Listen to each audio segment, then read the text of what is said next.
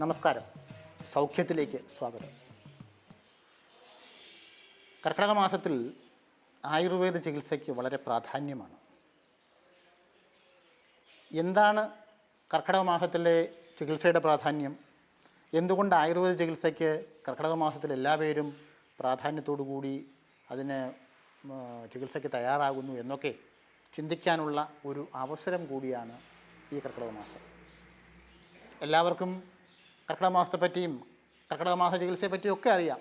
എന്നിരുന്നാലും നമുക്ക് കർക്കിടക മാസത്തിൻ്റെ പ്രാധാന്യത്തെക്കുറിച്ച് ആദ്യം ഒന്ന് നോക്കാം. പ്രകൃതി രണ്ട് തരത്തിലാണ്: ആദാനകാലം, വിസർഗകാലം എന്ന് നമ്മുടെ സാഹചര്യങ്ങൾക്കനുസരിച്ചിട്ട് രണ്ട് കാലത്തെപ്പറ്റി ആയുർവേദ ശാസ്ത്രത്തിൽ പ്രതിപാദിക്കുന്നു. ആദാനകാലം എന്ന് പറയുമ്പോൾ പ്രകൃതിയിലേക്ക് മനുഷ്യശരീരത്തിൽ നിന്നും ആരോഗ്യം ആദാനം ചെയ്യുന്ന കാലഘട്ടം.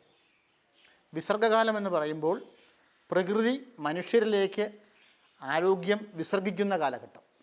അങ്ങനെ പറയുമ്പോൾ ഇപ്പോൾ ഇത് വിസർഗകാലമാണ്. 6 മാസം വിസർഗകാലം, 6 മാസം ആദാനകാലം.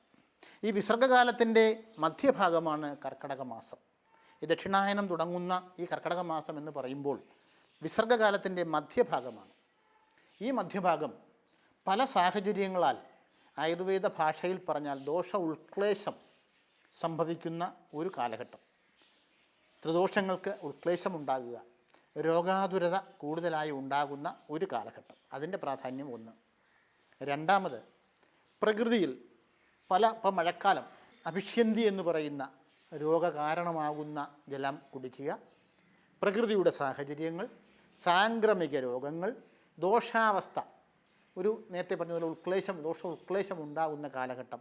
അതുകൊണ്ട് തന്നെ കർക്കിടക മാസത്തിൽ ചികിത്സയ്ക്കായി എല്ലാവരും തിരഞ്ഞെടുക്കുന്നു. പിന്നെ എപ്പോഴും ഹിന്ദു മിത്തോളജി പ്രകാരമുള്ളതാണ് ആയുർവേദ ശാസ്ത്രം.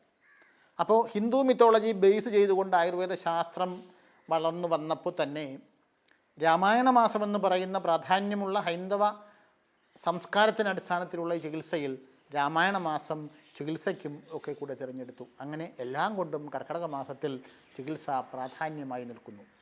ഇപ്പോൾ കർക്കിടകക്കഞ്ഞി കളിയാക്കുന്ന ആയുർവേദ ഡോക്ടർമാർ തന്നെയുണ്ട് കർക്കിടകക്കഞ്ഞി കുടിക്കാൻ എവിടെ പറഞ്ഞിരിക്കുന്നു എന്ന്.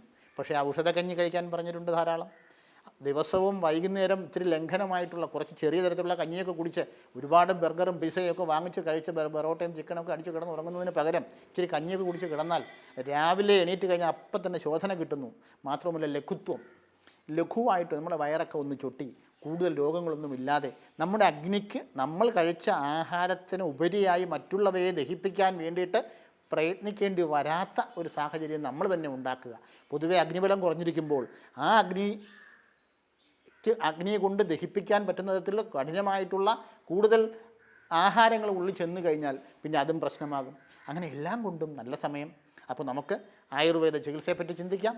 ലഘുവായിട്ടുള്ള ആഹാരം കഴിച്ച്, അത് കഞ്ഞിയാകട്ടെ അല്ലെങ്കിൽ ലഘുവായിട്ടുള്ള എന്തെങ്കിലും നമുക്ക് കഴിച്ച് ആഹാരവും കഴിച്ചൊക്കെ പോകുന്ന സാഹചര്യം, കൂടുതൽ രോഗമാകാത്ത, അത് കഴിഞ്ഞതിന് ശേഷം പണ്ട് വിളവെടുപ്പായിരുന്നു. വിളവെടുപ്പാകുമ്പോൾ ഒന്നല്ലെങ്കിൽ ചോര കഴിക്കാൻ നമുക്ക് ദഹനം ഉണ്ടാകാൻ പറ്റുന്ന തരത്തിലേക്ക് ആമാശയ അഗ്നിയെ, ജഠരാഗ്നിയെ വർദ്ധിപ്പിക്കാനും കൂടെ ഈ ചികിത്സ സഹായിക്കുന്നു. വേറൊന്നുണ്ട്, ഒരു വർഷത്തിൽ 1 മാസം ഇത്തരത്തിലുള്ള ചികിത്സകളും ആഹാര സാഹചര്യങ്ങളും ആയാൽ അടുത്ത 11 മാസം രോഗം വരുന്നില്ല എന്നുള്ളതാണ്. അപ്പോൾ എല്ലാ അർത്ഥത്തിലും രോഗ ആതുരത മാറ്റി രോഗമുണ്ടാകാത്ത ഒരു ശാരീരിക അവസ്ഥയിലേക്ക് മനുഷ്യനെ മാറ്റി ഒരു ജീവൻ, പുനർനവ, അങ്ങനെ ഒരു നവീകരണം ഉണ്ടാക്കാൻ സഹായിക്കുന്ന വർഷത്തിലൊരിക്കൽ ഈ 30 ദിവസം നിങ്ങൾ ആ പ്രാധാന്യത്തിൽ ഉൾക്കൊള്ളുക. ദീർഘായുഷ്മാന്മാരായിട്ട് ഭവിക്കട്ടെ. നമസ്കാരം.